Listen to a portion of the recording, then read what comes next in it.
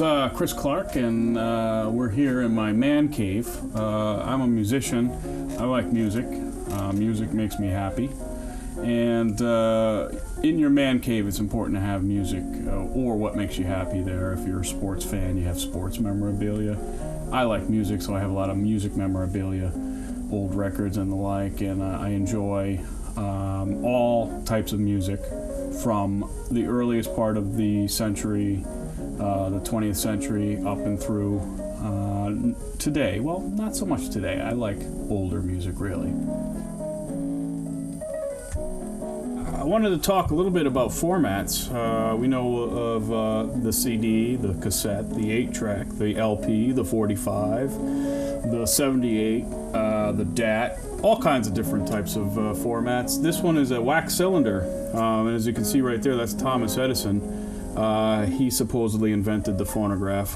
He had a whole team of people behind him, but he gets the credit. I don't have a player for it, but this is a cylinder that if I were to put it on a wax cylinder player, you could hear music from that. And this is the first format of recorded music. I have a bunch of records that I cannot play, and I'm very frustrated about that. These are 16-inch transcriptions. These were played on the radio, and you need a special turntable for these. This particular one is from 1957, and it's Farron Young, who was a country star. And on one side, it's the 1957 Cancer Crusade quarter-hour country music program. And on the flip side is one of my favorite people in the whole world, Ernie Kovacs. And this is Listening to Jazz with Ernie Kovacs. And this is from 1957. As you can see, it looks just like a large LP, but this one is a 16-inch transcript. They used these on the radio back in that time. I have a whole stack of them over there. A lot of them are probably pretty rare, haven't been heard in years, but I have no way to play them. If anyone knows of anybody with a transcription type turntable, let me know, because I'd sure like to hear them. I remember my parents' record collections. My mother was kind of a child of the 60s, so we had, it was the first time I heard Sly and the Family Stone, Led Zeppelin, The Doors, and things like that. My father was more Johnny Cash, and he also loved comedy. So I have a lot of George Carlin records, and George Carlin to me is one of my heroes. So I have a lot of his records that I treasure. But I think my parents' record collection was one of the first ones I heard. My mother had a lot of 78 records in her collection from when she was a teenager, so I listened to a lot of that as well. I started collecting when I worked in a record store. People would bring in crates and crates of records to sell. A lot of times the record store I worked for in Kenmore Square in Boston, they couldn't use the records either because of condition or just whatnot. So a lot of times people would just leave these crates of records at the door, and I would just take them home instead of throwing them out. And so I ended up with a bunch of records. For instance, I have a lot of children's records. Some of them I had as a kid myself, they were mine. Some of them I just collected and just kept and held on to. And I'm glad I did, because now my daughter can enjoy them. This is the first record that I bought Bridget. We bought this at Record Store Day, and it's Yellow Submarine, which is one of my favorites, and now one of yours. Imagine that. Do you like this movie? Yes, I have one of my favorites. It is one of your favorites. So they are now coming out with albums, and like I said, they're a little bit more pricey than they used to be. I think this was $25. But it looks good, doesn't it? An apple, yum. Is that an apple? I like apples. Me too. I like Granny Smith. That is a Granny Smith apple. That looks delicious. Yeah, I would eat the whole cover or something. You would? Yeah. Oh boy.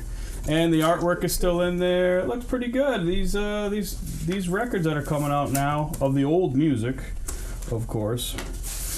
You don't like new music, do you? I like new music and old music. You do? Who do you like? You don't like Justin Bieber, do you? Oh, good. Thank you, God. And then I wanted to show you some of these old records here. This one is a record tin that I found at a yard sale. Oh. And it's got a bunch of records inside it. Oh. And this is how they used to ship them out. What's This is an early record because it only has one side. Doggy. And there's a doggy on that. That's a doggy that has he's listening to a phonograph record. Yeah. That's awesome. Well, someday this will all be yours. What do you think about that? Yeah? Yes. Are you going to keep it or are you going to sell it on eBay? I'm gonna keep it. Good. Here's a bunch of cassettes. These belong to a friend of mine who unfortunately passed away, but he had a large collection of old Grateful Dead tapes. And this was his collection of Grateful Dead tapes. He has like 109. He had like 1 million. And this was an old card catalog from a library that he bought from the early part of the century. And now I've been entrusted to hold on to them. So we're very excited about being the caretakers of these things. But I feel like I'm just the caretaker of a lot of this stuff, and someday it'll be passed on. Hopefully, not thrown in the garbage like a lot of this great music has been in the past. All right. Well, a lot of times I'd get my collection cheap because I'm cheap and I don't have a lot of money. So I enjoy going to yard sales, or I did before my wife told me don't go to yard sales anymore. Back in the day, I bought this beautiful old radio at a yard sale, and it's a 78 player, and it plays great music. And I have some Art Tatum, the famous and great jazz piano player, playing some beautiful piano there.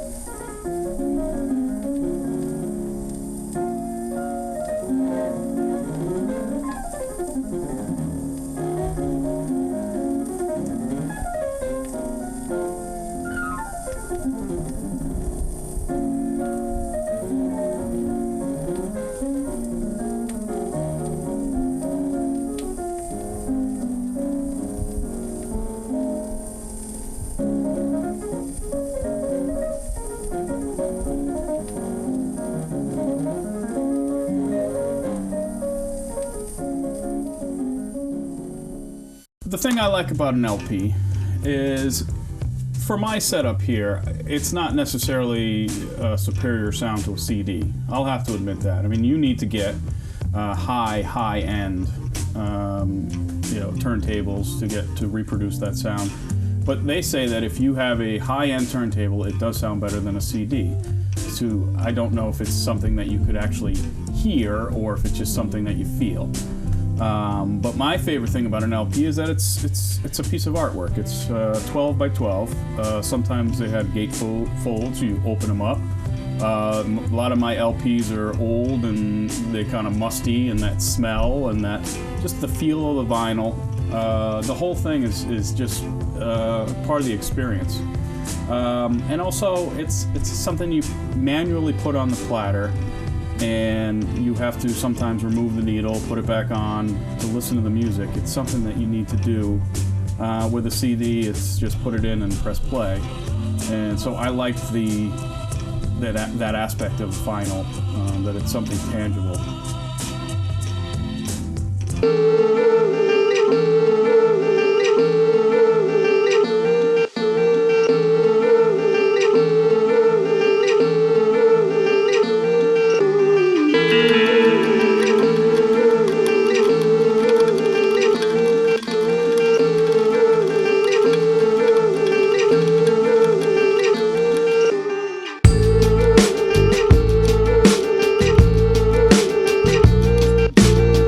Basically, the Beatles are another big one. That's why I'm kind of excited. We're kind of approaching the 50th anniversary of the Beatles' first U.S. television appearance, and the Doors, and basically a lot of the records that my mother had in her collection, I started to listen to, and then I grew an appreciation for them through high school, sort of in the classic rock vein. I ended up going to music school, and my horizons broadened for music. Jazz, blues, and other things came into my life, and now I enjoy all types of music, and it's a great passion of mine.